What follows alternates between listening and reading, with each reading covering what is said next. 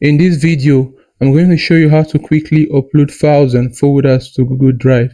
So while you're on Google Drive, what you want to do first is click on this new button here that has a plus icon. Once you click on it, we have options. You can create a new folder, file upload, folder upload. So we want to either upload a file or upload a folder. For me, I will just upload a file.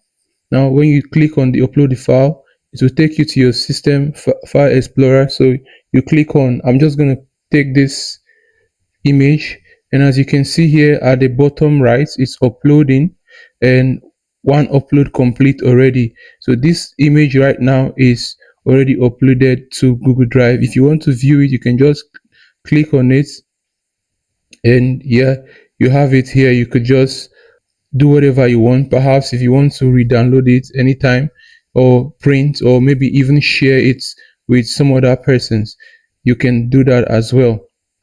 Now if you want to upload a folder, it's just same process. You click on this same button, click on folder upload, and it will take you to your file explorer, and you can also upload it. It's simple and straightforward. I hope you found value in this video. If you did, consider subscribing, like and share as well. Thank you, and see you in the next one.